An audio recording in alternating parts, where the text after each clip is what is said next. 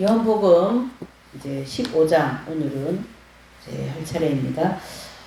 이제 요한복음 내용을 이제 우리가 쭉 이렇게 공부해 오면서 오늘 이 15장 요한복음 15장 내용도 너무 잘 알고 또 15장 참 많은 그 설교 자료도 되고 또 많은 그 사람들에게 이제 읽히기도 하고 잘 알기도 하고 그렇습니다.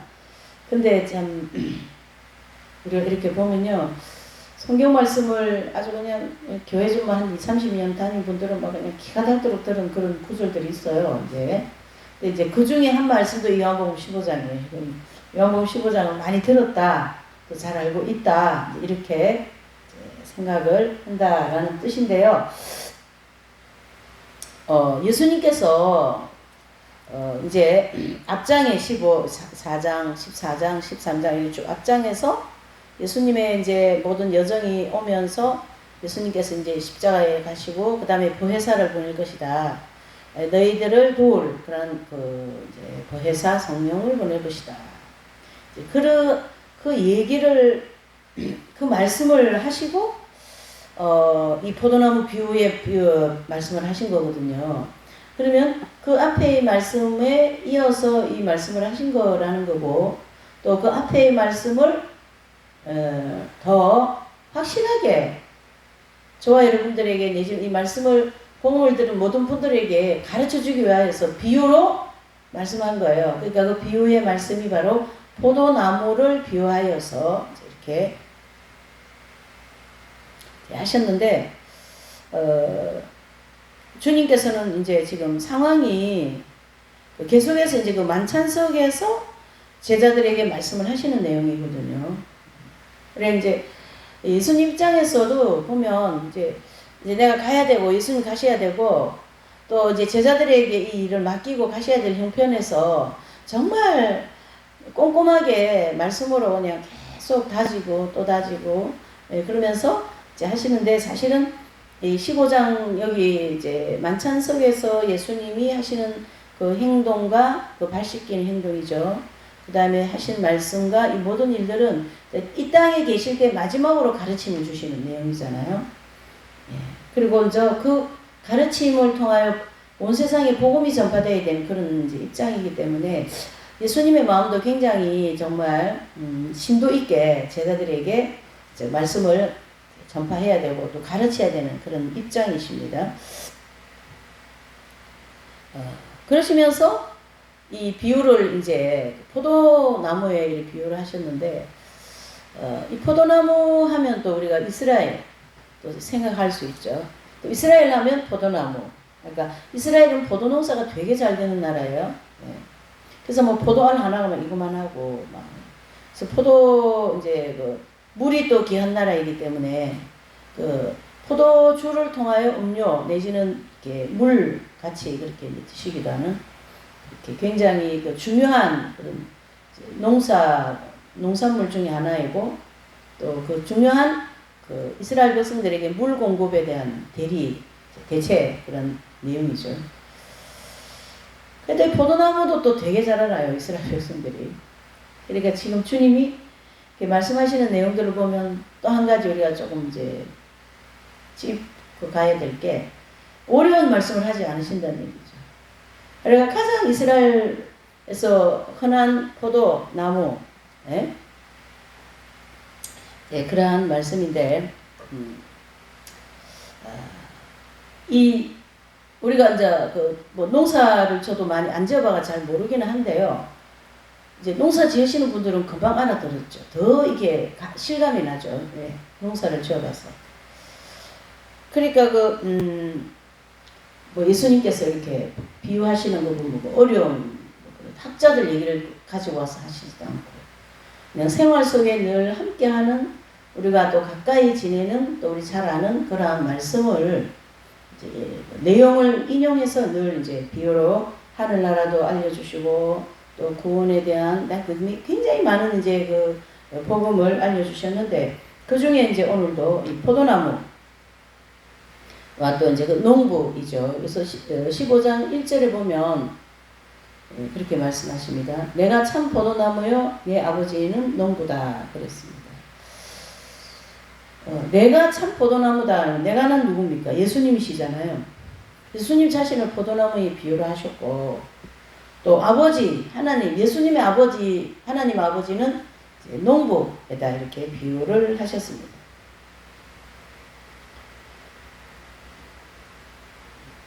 그리고 이제 저와 여러분들 내지는 이제 이제 새소망교회에서는 이 이긴 자에 대한 얘기를 많이 하죠.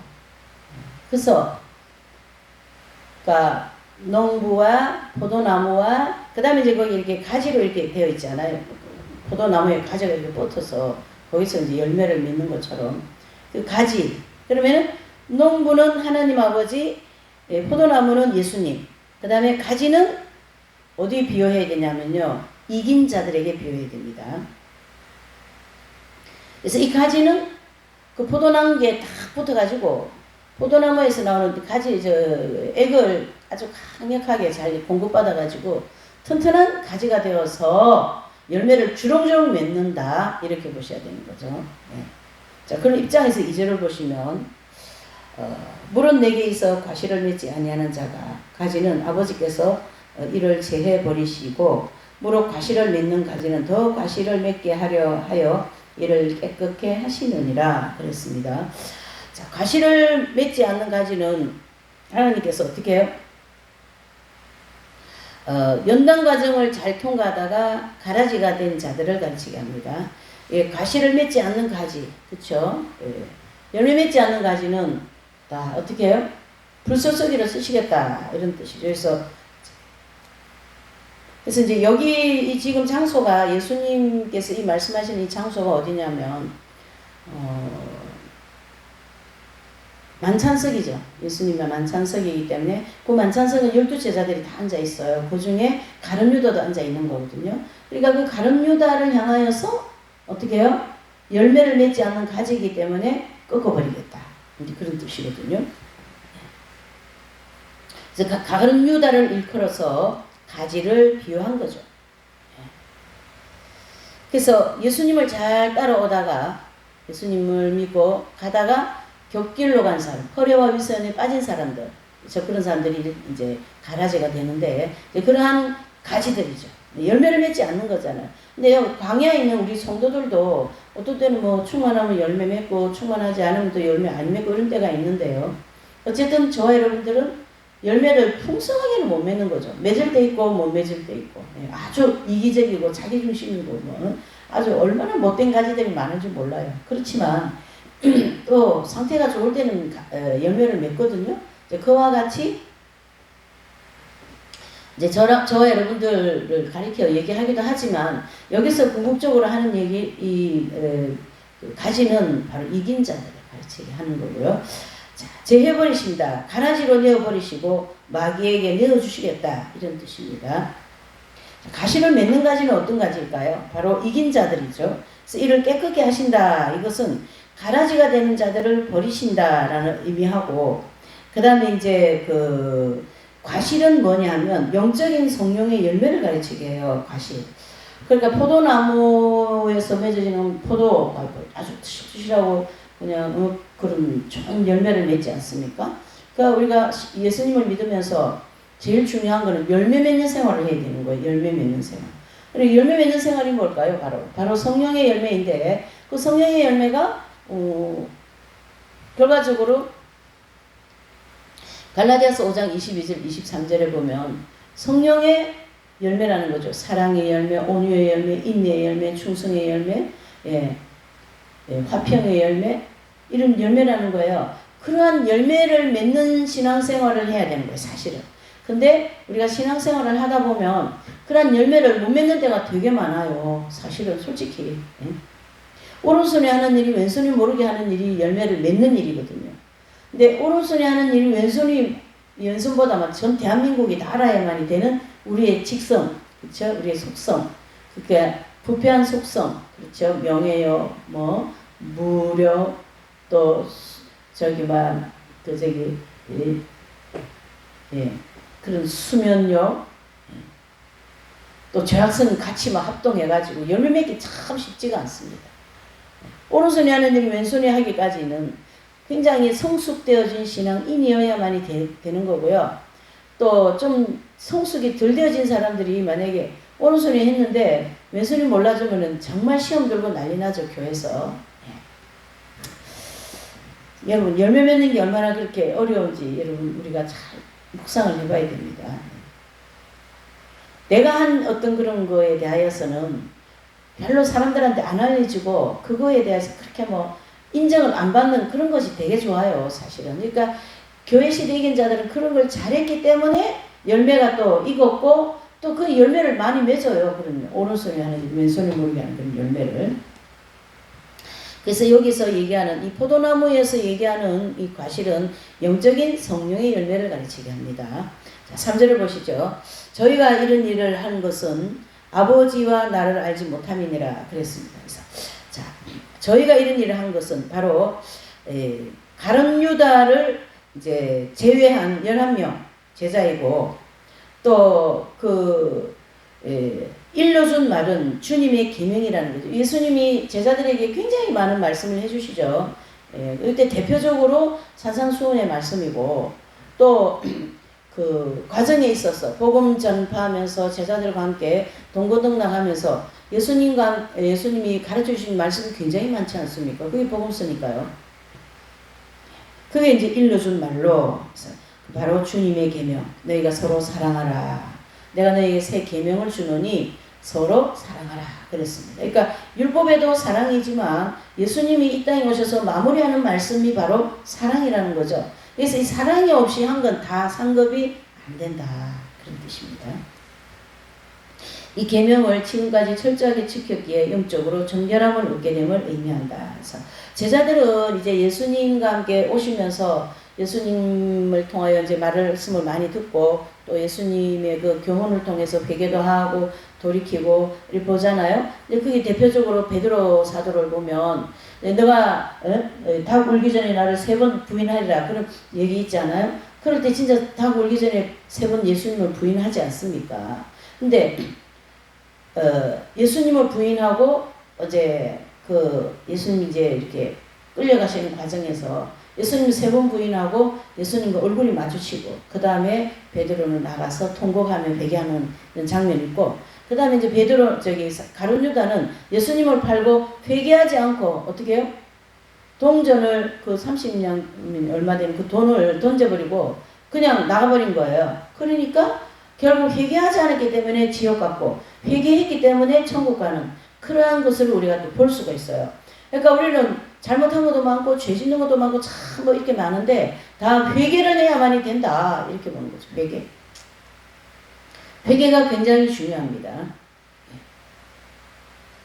그래서 제자들은 그런 과정을 통해서 예수님과 함께 회개하고 또 실수하고 넘어지면 또 회개하고 이렇게 하면서 영적으로 많이 깨끗해졌다. 성장이 많이 되었다. 그러니까 성장이 많이 되어진 것은 깨끗해졌다라는 거고 또 많이 깨끗해졌다라는 건 성장이 많이 되었다. 이렇게 볼 수가 있습니다.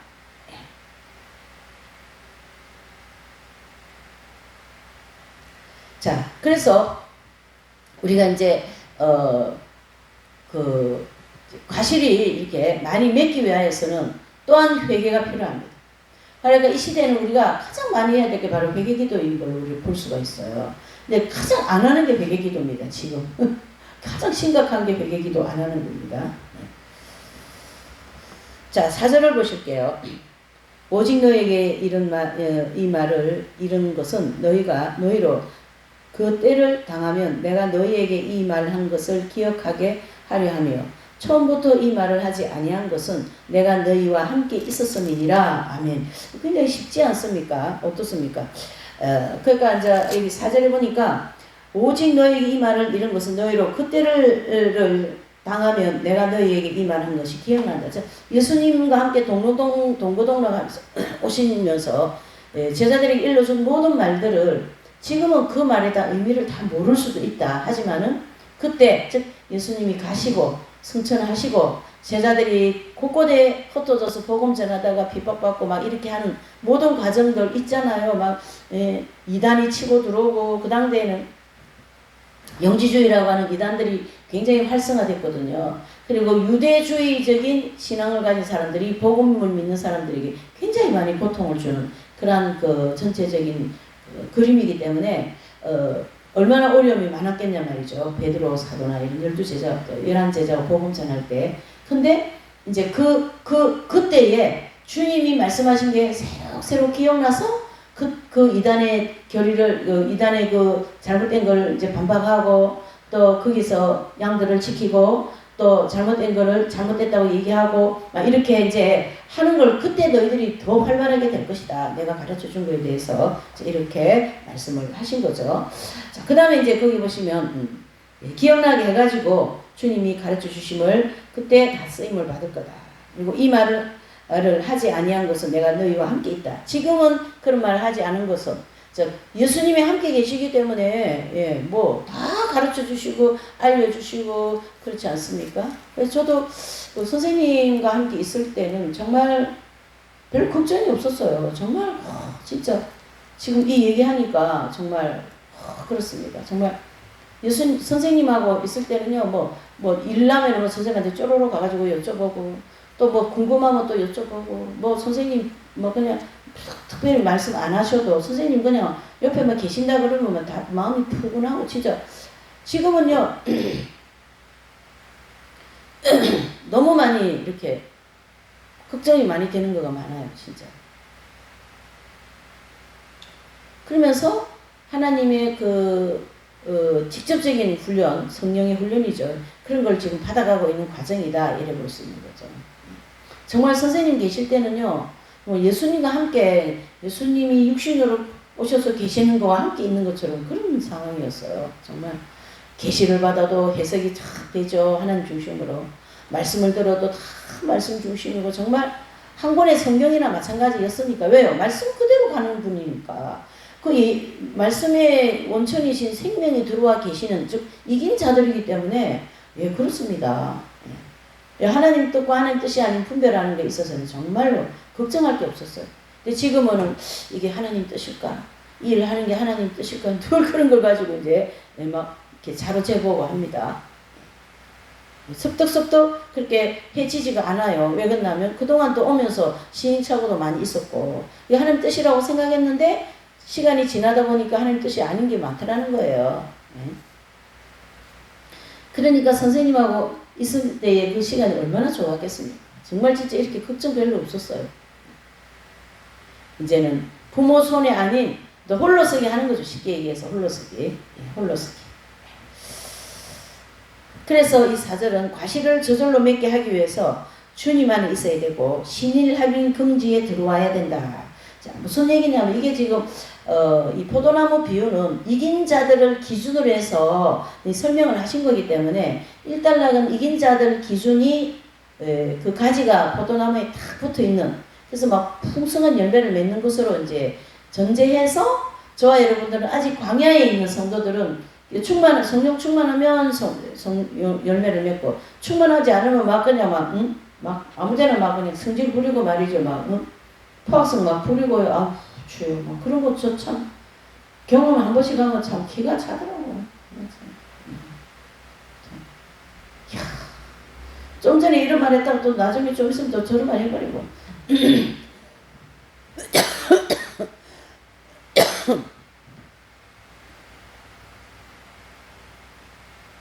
그러한 일꾼들을 가르쳐서 죄송합니다. 그러한 일꾼들을 가르쳐서 광야하다 한다. 광야에는 마귀도 있고 성령님도 계시고 말씀도 있고 참 그런 가운데서 이제 우리가 훈련을 받아간다 이런 뜻이거든요. 그래서 주님이 내 안에 우리가 주님 안에 가는 성도들은 저절로 성령의 열매를 맺을 수 있다. 즉 신인 하벨 경지를 가르치며. 그래서 이 15장은 포도나무 비유는 신인 하벨 경지라고 하는 이긴 자, 즉 생명이 하벨되어진 성도들이 기준화해서 또 얘기한 거예요. 그러니까 제가 요한복음을 강의하면서 정말 막 이렇게 강의를 하면서도 제 속에서 막 감탄이 되어버려요. 왜 그러냐면 이긴 자들 기준으로 이런 말씀을 해놓으시는구나. 계속 주님. 이긴 자들이 되어야만이 제대로 사역을 하기 때문에 이긴 자들이 되지 않고는 제대로 사역을 할 수가 없습니다. 그냥 이긴 자들이 해놓은 일에 우리가 조금 이렇게 도와드리고 뭐 이렇게 할 정도이지. 그래서 하나님의 기준은 언제든지 이긴 자. 그러니까 어떤 사명 기준도 언제든지 이긴 자. 거기에 기준이 되어서 다 일을 진행하신다. 이렇게 보셔도 과언이 아닙니다. 그래서 우리로 열매를 맺지 못하게 하는 이 죄의 법칙, 그거가 이긴 자들은 제거되었기 때문에 생명의 법으로 언제든지 항상 기회가 주어지면 성령의 열매를 맺어요. 그러니까 선생님께 이렇게 얘기를 들어보면 정말 선생님 옆에서 괴롭히는 사람 많았거든요. 근데 그 사람들을 향하여서 그냥 저절로 사랑이 이렇게 나간답니다. 저절로 사랑에, 이게 마음이 사랑이 확 나가는 건데요. 그래서 그분들을, 그 합일이 되신 분들은 사랑의 법칙이다 그래요. 생명의 합일이 되신 분들은 사랑의 법칙이 나가는 거예요. 사랑의 법칙. 그러니까 아직 이긴 자가 안 되고 죄의 문제가 해결 안 됐고 광야에 있는 성도들은 법칙이 있어요. 죄악의 법칙이 있거든요. 나를 괴롭힌 사람은 나를 손해보게 하고 나한테 막 벌어듣게 하고 막 팍팍 기어오르고 막 말대꾸 막 해대고 막 그런 막 이제 나이가 좀 있다고 윗사람이라서 그런 사람에 대해서 사랑이 갈까요? 조인간 이래 되지 않을까요? 안 가요. 그러나 이긴 자들은 그 환경이 되면 오히려 반대적으로 사랑의 법칙이 쫙 나가고, 그렇지 않은 그 광야에 있는 성도들은 그 기회가 주어지면 미움의 법칙이 나가는 거죠. 이게 다르는 거예요, 이게. 그걸 얘기해요. 그래서 이 기회는 우리도 똑같이 죄의 법칙을 이제 나타날 수 있는 기회. 이게 반대적인 거예요. 그래서 상태가 좋을 때는 약간 그 성령의 열매를 맺지, 상태가 안 좋을 때는 성령의 열매를 못 맺어요, 여러분.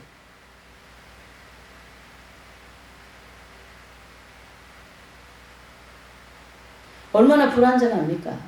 그러나 이긴 자들은 불완전하지 않으면 반석 위에 세워진 성도들입니다. 그래서 베드로 위에 하나님께서 교회를 세우겠다 이렇게 얘기하지 않았어요? 그러니까 베드로도 광야에 있을 때는 안 되고 이긴 자가 되고 난 다음에 그때 내가 베드로 반석 위에 교회를 세우겠다 이런 뜻이거든요. 5절을 이제 보시겠어요. 5절. 지금 내가 나를 보내신 이에게로 가는데 너희 중에서 나더러 어디로 가느냐 묻는 자가 없고 그랬어요. 그래서 주님의 그 열매, 즉 성령의 열매를 맺는 그 방법은 주님 안에 있어야 되고, 그 이유는 주님을 통해서만 성령의 능력을 공급받아 열매를 맺을 수 있기 때문입니다. 그래서 그 성령의 그 본체이신 성령께서 그 영혼에 합일이 되어 계시니까 성령의 능력으로 그분들은 사랑의 법칙, 온유의 법칙, 인내의 법칙 이렇게 막 풍성한 열매를 맺는 거예요. 자, 6절입니다. 도리어 내가 이 말을 함으로 너희 마음에 근심이 가득하였도다. 자, 주님 안에 거하지 않는 자가 바로 그 만찬석에서는 가룟 유다지 않습니까? 가룟 유다와 같은 가라지가 되는 것인데요. 그 방법은 주님의 말씀을 지켜 행함을 거부한 거예요. 거할 수 없는 거죠. 가라지가 된 자들은 밖에, 즉 그 밖, 예수님이 여기서 얘기한 밖에는 지옥을 가르치게 합니다. 그래서 지옥에 버리워 말라지게 된다. 결국 그의 그 영혼은 비참한 신세가 되어서 지옥 형벌을 받게 되는 거죠. 누가요? 가룟 유다. 그러니까 거기 지금 11명은 이긴 자가 될 사람들이고 한 명인 가룟 유다는 가라지가 되어질 사람들로서 다 있기 때문에 그 기준하에서 지금 이 비유가 지금 이제 비유하시면서 말씀하셨고, 또 해석도 그렇게 해야만이 이 15장 내용이 잘 정리가 되는 거예요. 7절입니다. 그러하나 내가 너희에게 실상을 말하노니 내가 가는 것이 너희에게 유익이라. 내가 떠나가지 아니하면 보혜사가 너희에게로 오시지 아니할 것이요 가면 내가 그를 너희에게로 보내리라 그랬습니다. 자, 주님 안에 온전히 거하는 성도들, 즉 교회 시대의 이긴 자들은 무엇이든지 구하기만 하면 하나님께서 들어주시겠다라는 것. 그러면서 그 사전의 말씀과 같이 저절로 과실을 맺게 되는 거예요. 그러니까 제가 선생님 이제 이렇게 옆에 있을 때 보면요. 선생님은 24시간 다 과실을 맺는, 즉 성령의 열매를 맺는 시간이에요. 뭐냐면 육체가 지금 24시간 고난 중에 있으시거든요. 누워 계시기 때문에. 그런데 그 고난을 감사함으로 언제든지 받아내시는 거예요. 언제든지 그 고난을 사랑으로 받아내시는 거예요. 그러니까 그 24시간 몸이 지금 고통이 계속 오거든요. 그러니까 24시간 고통을 중심으로 열매를 맺어지는 거예요. 인내의 열매, 사랑의 열매, 온유의 열매, 짜증 한번 안 내죠. 인내 너무너무 잘 되죠. 예? 사랑의 마음이 막 생기는 거죠. 주님 이 고난을 주셔서 너무나도 감사합니다. 그러니 성령의 열매가 안 맺어질 수가 없는 거죠. 그러나 광야에서 만약에 그렇게 길고 긴 병상 속에서 아프고 막 물질도 없고 막 그러면 짜증이 얼마나 나겠습니까, 여러분? 그러니 이게 짜증에 그 다음에 성령에 이게 지금 천국과 지옥이 딱딱 갈라지는 거예요. 그러니까 성령의 능력으로 안에서 역사를 하시니까 이분들이 구하는 모든 것을 하나님이 다 이루어 주시는데요. 겉은 거 안 구하시죠. 예. 하나님 중심적인, 하나님이 기뻐하시는 것만 구하시는 거거든요. 하나님이 기뻐하시는 것만 구하는 게 바로 그 나라와 그 일을 먼저 구하는 것이고 위의 것을 구하는 것이지 않겠습니까? 예. 이분들은 절대 육적인 거 안 구해요. 예. 그러니까 그 이세종 선생님 같으신 분도 그 부인이 2번인가 3번인가 남의 남자를 바람이 나서 가는데 그 바람이 난 남자까지도 사랑하고 그 부인까지도 사랑하는. 그러니 뭐 예? 쉽지 않은 일이지 않습니까? 8절에 보실게요. 그가 와서 죄에 대하여 의에 대하여 심판에 대하여 세상을 책망하시리라 그랬습니다. 자, 죄에 대하여 의에 대하여 어떻습니까? 죄에 대하여서는 내가 일생 동안 살아오면서 죄 짓고 또 거기에 따르는 심판이 있을 것이다. 예, 여러분 이 정욕이 움직이면 자연히 죄성이 따라오게 되어 있어요. 뭐냐면 정욕은 내 자신을 가르치게 하잖아요. 그러니까 내가 열심히 충성했는데 나한테 대가가 없는 것 같으면 거기에 따르는 뭐 서운한 마음 또 짜증나는 마음 막 그런 불평 불만이 생기는 거거든요. 예, 그러면 거기에 따르는 죄성이 따라오게 돼 있어요. 혈기라든가 짜증이라든가 원망이라든가 불평이 막 나오는 거죠. 그러니까 거기에 따르는 심판이 있다 이런 뜻입니다. 하나님께서 저와 여러분들을 정화시키고 성령의 그 훈련을 시켜서 이건 열매 만들어 주시려고 하는데 우리는 그런 게 어떨 때는 싫고 막 짜증나고 하나님 무엇이냐고 하면서 원망하고 막 그렇지 않아요? 그런 거를 하나님은 다 심판 때에 내가 다 헤아리겠다 이런 뜻입니다. 무섭습니다. 어떤 때 생각하면. 하나님은 좀 무서워해야 돼요. 예? 너무 무서워하지 않은 하나님의 사랑인데 그거는 자기중심적인 하나님이지. 하나님은 그렇게 뭐 무턱대고 사랑으로 갖다가 대고 그렇게 하면 안 되는 거예요. 열매 맺지 않은 것은 반드시 심판이 있을 겁니다. 예. 그런 하나님이 좀 무서워해야만이 되는 거죠.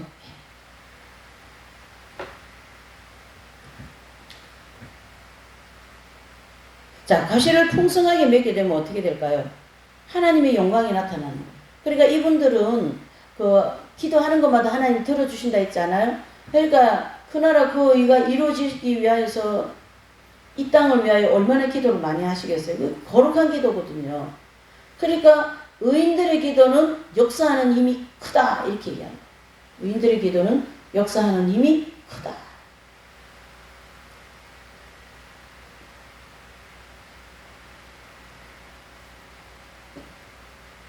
자, 그래서 구원받아서 연단을 받는 중에 있는 성도들은 이 포도나무에 온전히 붙어있는 가지가 못 된다. 구원받는 순간 우리는 포도나무이신 주님께 이렇게 접붙임을 당하는 그런 순간인데요. 그때부터 그 나무의 영당분을 받아가지고 온전히 그 열매를 맺는 가지가 되기까지는 영적으로 성장을 해야 된다. 그런 뜻이죠. 영적인 성장. 영적인 성장을 하지 않으면 열매를 맺지 못해요. 그러니까 우리가 이 성장은 되게 중요하지 않아요? 그러니까 어린아이 단계라고 하는 이 단계를 사도 요한은 어린아이, 청년, 아비들 이렇게 세 단계로 나누고 있거든요. 그럼 어린아이 단계에서는요, 솔직히 그 영적인 열매를 많이 못 맺어요. 그래서 상급이 적기 때문에 하나님의 보좌로부터 천국 그 자기 자리가 저기 멀리 있는 거예요. 그래서 1층 천국이 있는 거예요. 그런 1층 천국에 들어갈 정도로 신앙생활을 이쪽에서 이 땅에서 많이 한 사람들이 많기 때문에 1층 천국이 넓은 거예요. 넓은 거예요. 아주 정확합니다. 그럼 열매를 많이 맺은 사람은 영적으로 성장이 좀 많이 되어갖고 청년의 단계에 들어가겠죠. 그분들은 열매를 그나마 그래도 좀 맺는 데가 있단 말이에요. 그러니까 그나마 그런 분들도 그렇게 많지 않으니까 2층천은 1층천보다 작은 거예요. 그러나 3층천은 어떻습니까? 교회시대 이긴 자들, 12제자들, 사도 바울이라든 이런 분들이 들어가는 곳이기 때문에 성장도 많이 되었고 상급도 많고 열매가 푹 익지 않았었겠어요? 그러니까 이 가지가 예수님께 다 붙어가지고 열매를 많이 맺었다는 얘기예요. 사도 바울 같은 분들. 그러니까 상급이 얼마나 많겠어요. 그러니까 그 상급으로 삼층천으로 들어가시는 거고. 근데 사도 바울과 같이 이세종 선생님과 같이 또 주기철 목사님과 같이 그렇게 사는 분들이 정말로 적거든요. 그러니 어떻습니까? 삼성천국은 빛은 엄청 밝지만 들어가는 수가 작다 이런 거예요. 그걸 가르쳐서 행한 대로 상 주시는 원리에 따라서 이루어진다 이렇게 볼 수 있는 거죠. 내가 말한 거, 내가 생각한 거, 내가 결정한 거, 내가 한 거 다 맞다고 생각하고 사는 사람은 대단히 심각합니다. 대단히 심각합니다. 우리가 얼마나 불완전한데 어떻게 내가 결정한 게 다 맞다고 생각하고 또 그 결정할 때 얼마나 아집과 결정들이 얼마나 많이 움직이는지 모릅니다. 그러면서도 내가 하는 게 맞다 이렇게 생각하고 사는 사람들을 저는 종종 볼 수가 있습니다. 그렇지 않습니다. 부족한 게 얼마나 많은데 잘못 결정하는 게 얼마나 많은데 자기 욕심에 따라서 가는 게 얼마나 많은지 모릅니다. 자기 정욕의 줄을 따라서 그게 하나님 뜻이라고 하면서 그게 응답받았다고 하면서 가는 경향이 굉장히 많다는 걸 아셔야 돼요. 그래서 성령의 열매를 많이 못 맺고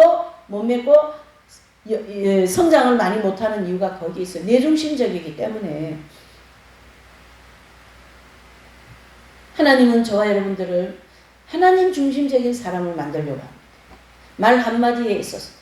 그러니까 이 언어도요 굉장히 중요합니다. 제가 이제 어떤 목사님하고 이렇게 얘기하는데 말을 참 이쁘게 하시더라고요. 남자인데 이쁘다라는 거 여자처럼 애교를 부리는 그런 게 아니고 말을 참 이렇게 아름답게 하시더라고요. 아무개 씨는 굉장히 그 예술적인 감각이 있기 때문에 굉장히 관찰력이 깊습니다. 얼마나 말이 아름답습니까? 그런 우리가 말에 있어서도 좀 아름다운 언어를 쓸 줄 아는 그러한 언어 훈련이 필요합니다. 그게 밝음의 언어이거든요. 그러니까 선생님을 옆에서 이렇게 뵙게 되면요 정말로 언어가 밝은 빛이에요, 여러분. 한 번도 이 언어에 뭐가 이게 강한 표현이 들어가는 게 없습니다. 근데 이 광야에 신앙생활 하는 분들은 언어에 얼마나 강한 표현이 들어가는지 모르고요. 그 언어 때문에 막 상처를 사람들한테 많이 주고요. 그런데도 나는 잘하고 있다고 생각하는 그런 사람들을 보면은 참 저도 마찬가지겠죠. 그런 게 있습니다. 아직 열매가 익지 않았다. 가지에 제대로 잘 못 붙어 있다. 포도나무에서 나오는 그 영양분을 많이 못 받고 있다. 이렇게 볼 수가 있는 거죠. 그래서 이제 8절까지의 내용은 이제 그 포도나무 이제 그 가지와의 관계적인 거라면 9절에서 17절까지는요 주님과 가지에 온전히 붙은 성도와의 관계입니다. 그러니까 이제 좀 전에는 조금 이제 가지에 붙어 있는 사람, 가지 붙어 있지 않는 사람 이렇게 이제 했다면 이제 9절에서 17절까지는 이 가지에 온전히 붙은 성도와 관계라는 거예요. 그러니까 가지와 그 나무와 가지와의 관계다 그겁니다. 자 9절과 10절을 보시면 죄에 대하여 하면 저희가 나를 믿지 아니하며 의에 대하여 하면 내가 아버지께로 가니 너희가 다시 나를 보지 못하리라 그랬습니다. 그래서 주님의 사랑 안에 거하는 성도는 주님의 계명을 온전히 지키는 성도이고, 또 성도들은 이러한 경험을 사랑의 공세라고도 이렇게 표현하는데, 이 사랑의 공세라는 표현은 스페인에서 나온 아빌라의 데레사 성녀 그분이죠. 그래서 이분이 그 예수 그리스도의 생명이 합일되는 그 순간에 그 생명 합일되어진 자신이 느껴지는 건 사랑이 막 넘쳐지는 거예요. 내가 막 사랑이 막 넘쳐지는 거예요. 내 안에서 막 폭포수 같이 쏟아지는 거예요, 사랑이. 그러니까 사랑의 공세 이런 단어를 쓴 거죠. 공세라는 거는 뭐가 쏟아지기는 하는데 조금씩 이렇게 줄줄 쏟아지는 게 아니라 막 공세, 막 퍼붓는, 쏟아지는, 예? 그러한 그 의미가 있잖아요. 그러니까 하나님의 사랑이 막 샥 쏟아지는 거예요. 내 영혼에, 영의 지성소 안에 생명이 합일되어진 것을 이 데레사 성녀는 이렇게 표현해 줍니다. 11절에는요. 심판에 대하여라 하면 내가 이 세상 임금을 심판을 함이라 그랬습니다.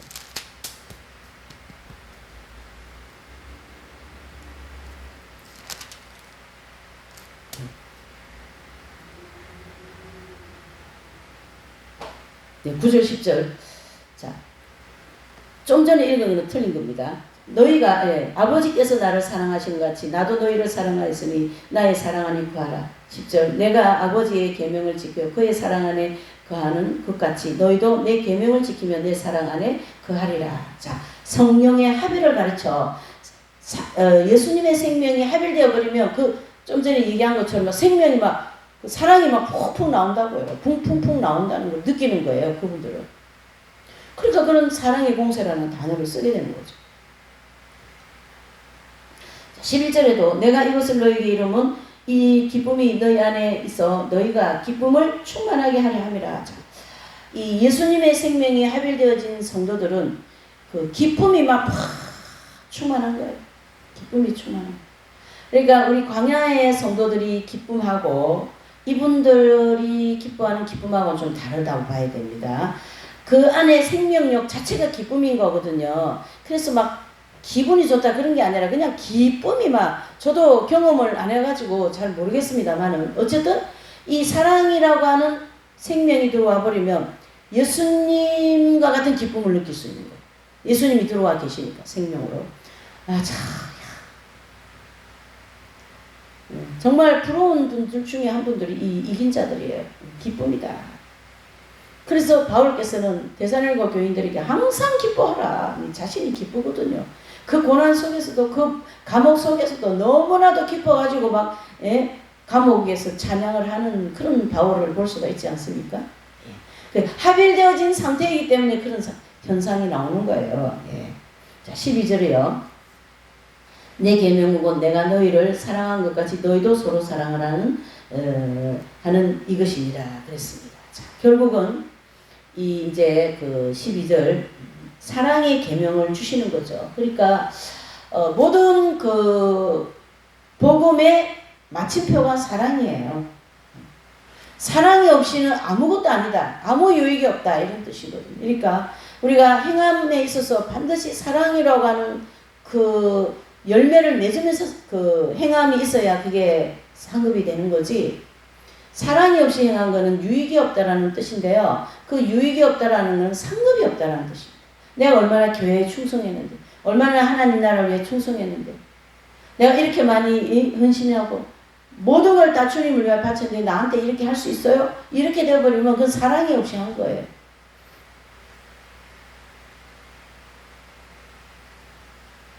그래서 고린도전서 13장에 사랑은 오래 참는다 그랬습니다. 뭐 온유하고 시기하지만 당연히 안 하는 거고요. 사랑은. 그러니까 이긴 자가 되어야만이 그게 된다. 그런 진리가 다 풀어지는 거예요. 이긴 자가 되지 않으면요. 고린도전서 13장도 풀어지지 않습니다. 그래서 요한복음 지금 오늘 이 포도나무 비유는 이긴 자 기준에서 한 말씀이다. 이래 보시면 됩니다. 13절이요. 사람이 친구를 위하여 자기 목숨을 버리며 이에 더 큰 사랑이 없나니 그랬어요. 자, 친구를 위하여 목숨을 버리는 사랑이 가장 큰 사랑이다. 여기서 친구라 하면 세상에 있는 육신적인 친구로 그런 친구를 가르쳐 말하는 것이 아니고 예수님을 가르치게 하는 거예요. 그래서 15절에 주님은 제자들을 친구라고 하셨고 또 주님과 제자와의 관계를 서로 어떻게 해요? 친구로 표현했으니까 굉장히 가깝게. 그렇죠? 그래서 15절에 이제부터 너희를 종이라 하지 아니하고 종은 주인이 하는 것을 알지 못함이라. 너희를 친구라 하였노니 내가 내 아버지께 들은 것을 다 너희에게 알게 하여라 함이라 그랬습니다. 그래서 예수님께서 아버지께 들은 모든 내용을 그 친구들한테 다 알려주시겠다는 얘기예요. 그러니까 어쨌든 마띠아까지 12제자가 되잖아요. 그러니까 이 제자들에게는 예수님이 하시는 그 모든 깊은 것까지 다 알려주시겠다. 그렇게 되려고 그러면 예수님의 생명을 받아야 된다. 그러니까 생명이 합일되어야 된다. 그 의미가 거기에 딱 들어있는 거예요, 여러분. 합일이 되지 않고는 이 15절의 말씀이 절대 이루어지지 않습니다. 예? 광야에 있는 성도는 시시각각으로 변하거든요. 그래서 안 되는 거예요. 하나님의 뜻을 이뤄낼 수가 없는 거예요. 그러나 이긴 자들이 되어진 분들은 그분의 생명을 소유했기 때문에 그 하나님 아버지의 뜻을 이룰 수가 있다. 그걸 이제 알아야 되는 거죠. 이 친구는 그 주인이 일하는 것을 다 알 수가 있는 거예요. 굉장히 가깝게 얘기하신 거예요. 그 다음에 이제 16절에 보십니다. 너희가 나를 택한 것이 아니오 내가 너희를 택하여 세웠나니 이는 너희로 가서 과실을 맺게 하고 또 너희 과실이 항상 있게 하여 내 이름으로 아버지께 무엇을 구하더니 다 받게 하려 함이니라. 아멘. 그랬습니다. 17절 내가 이것을 너희에게 명함은 너희로 서로 사랑하게 하려 함이로라. 아멘. 그랬어요. 자, 16절 정말 예수님이 제자들이 예수님을 택한 것이 아니고 예수님이 제자들을 택했어요. 예수님이 일방적으로 다 택해버렸어요, 여러분. 그러니까 베드로를 중심으로 12제자들은 예수님이 오시면서 예수님을 만나고 예수님의 제자가 된 것은 인류 역사상 가장 축복을 받은 12명이라고 볼 수 있어요. 사람으로서 더 이상 받을 수 없는 더 이상 큰 축복이 없는 그 축복을 받은 분들이 12제자들이에요. 왜 이렇게 더 실감이 나야 되냐면 12제자들도 저와 여러분들과 똑같은 성정을 가지고 있는 사람이었거든요. 근데 예수님이 일방적으로 이분들을 택해가지고 그 강력한 은혜를 주셔가지고 예수님 다음으로 가는 그런 복을 받는 사람들로 만들어 놓지 않습니까? 그러니까 그것을 예수님이 일방적으로 했다는 얘기예요. 그러니까 내가 주님을 믿기 위해서 내가 예수님 좀 찾아가서 절대 아닙니다. 예수님을 찾아오게 되는 것도 찾아오게끔 만들어버린다는 거예요. 하나님께서. 그거를 하나님의 섭리 내지는 주권 이렇게 얘기하는 거죠. 하나님이 이 베드로 사도를 갈릴리 바닷가에 고기 잡는 베드로를 향하여서 택하시고 주권하시고 섭리하면서 제자가 되도록까지 이끌어 오신 거예요. 그러니까 전체적으로 하나님이 다 하셨다. 즉 예수님이 하신 것이다. 이렇게 볼 수가 있는 거죠. 그러나 그 웨슬레 신학에서 보면요. 신인공동설이라는 단어가 있어요. 그 신인공동설은 뭐냐면 하나님도 이렇게 강권적으로 섭리하시고 주권하시고 하실 때에 인간이 거기에 좀 따라오는 뭐가 있어야 된다. 즉 순종이 있어야 된다. 이런 뜻이죠. 그래서 하나님과 인간이 공동으로 이런 열매를 이제 큰 일을 해내시는 거죠. 사람이 순종하지 않으면 절대 거기 올 수가 없는 거죠. 또 순종했기 때문에 베드로 사도에게 순종했기 때문에 너가 나를 3번 부인한다. 부인됐어요. 오늘 회개하면 살 수 있다. 이런 메시지가 있잖아요. 회개했으니까 베드로는 사는 거예요. 가룟 유다는 회개하지 않았기 때문에 불순종했기 때문에 뭐예요? 지옥 간 거죠. 이게 순종하고 굉장히 깊은 연관이 있습니다. 순종이 있으면 축복도 많이 받을 수 있어요. 순종이 잘 되면요 열매도 많이 받을 수가 있어요. 순종이 잘 되면요 영적 성장도 잘 될 수가 있어요.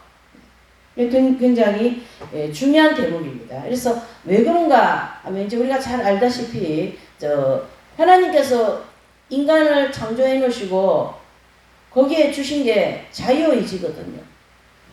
다른 거는 동산 그 아름다운 걸 다 이제 일방적으로 막 주셨어요. 택하는 것도 일방적으로 택하셔요. 근데 그것을 하나님도 움직이지 마음대로 못하는 부분이 바로 인간에게 주신 자유의지. 이거 하나님 주셨다라는 거예요. 그러니까 인간이 순종을 해야 되는 거예요. 이 순종이 굉장히 중요하거든요. 순종을 할 때에 이 일이 이루어진 거죠. 순종을 할 때에 12 제자가 나온 거지. 그렇죠?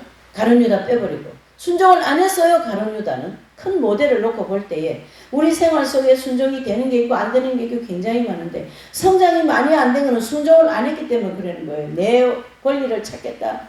예? 아주 그냥 권위의식이 머릿속에 막 꽉 들어가지고 말이죠. 뭐 그것은 수도자고 뭐고 누구에게나 다 해당되는 그러한 내용들이죠. 그래서 주님께서 택하신 이유가 무엇인가? 그것은 바로 과실을 맺고 항상 주님과 함께 있기를 원한대. 이 가지가 나무에 딱 붙어있는 게 절대 안 떨어지는 거예요. 그러니까 가실이 주렁주렁 맺는 거 아니겠어요? 선생님 보면은 24시간 삶이 열매 맺는 상해라고 제가 얘기했지 않습니까? 조기철 목사님 7년의 그 옥생활이 100% 다 열매입니다. 열매입니다. 여러분. 열매입니다. 그 매일매일 받아지는 고문 속에서 견디는 인내의 열매. 그 온유와 말이죠. 그 사랑이 일본 순사들이 다 감동돼 버리지 않았습니까? 그런 것이 다 열매죠. 예, 열매죠. 17절 그렇죠? 뿐만 아니라 주님의 사랑을 실천함으로써 어둠을 물리치고 빛을 드러내기 위하여서 주님께서 이 제자들을 택했는데요. 잘 보십시다. 교회 시절에 이제 다 처음으로 열어야 되는데 어떤 부분은 막 어둠이 있고 막 어떤 부분은 열매 같고 그런 불완전한 사람을 세울 수가 없는 완벽한 제2의 예수님을 12명 세우겠다. 그래야지 교회 시대가 제대로 열리고 이 복음이 대대적으로 이제 이렇게 선포되지 않았을까요? 그래서 그 마지막에 지금이 이제 예수님이 오실 때가 되어진 그러한 상황을 우리가 이제 보내고 있는 거죠. 그래서 예수님에게는 내지는 하나님에게는 이 이긴 자들이 너무나도 중요한 거예요. 교회 시대 이긴 자들이 아니면 휴고 성도가 없어요. 휴고 성도는 교회 시대 이긴 자들을 휴고가 되는 것입니다. 아무나 우후죽순으로 다 휴고되지 않습니다. 이 진리가 전부 다 고리고리를 물고 함께 가고 있다라는 걸 우리가 오늘 이 요한복음을 통하여 다시 한번 알게 되었고 또 오늘 이 17절까지 내용은 바로 포도나무에 가지가 튼튼하게 붙어서 열매를 풍성히 맺는다. 그러니까 그 열매는 성령의 열매인데 그 성령의 풍성하게 맺은 열매 까닭에 오늘 교회시대 2000년의 역사가 이루어져 왔고 그 속에서 천국 백성들이 엄청 많이 채워졌다. 이렇게 볼 수가 있습니다. 자, 오늘은 이제 여기까지만 하겠습니다. 잠깐 기도할게요. 사랑과 은혜가 충만하신 하나님 아버지 감사합니다. 요한복음 15장 이 포도나무와 가지 또 열매의 내용을 통하여 교회시대 이긴 자들과 또 광야에서 아직 연단을 받으며 목표를 향하여 달려가는 모든 성도들을 향하여서 주님은 가지 나무에 가지가 잘 붙어 있어서 열매 맺는 생활을 하여라 그런 말씀을 해주셨습니다. 주님 이 귀한 말씀을 또 한 주간도 열심히 새기면서 열매 맺는 삶을 살 수 있도록 풍성하게 은혜를 베풀어 주시옵소서. 모든 걸 주님께 맡기고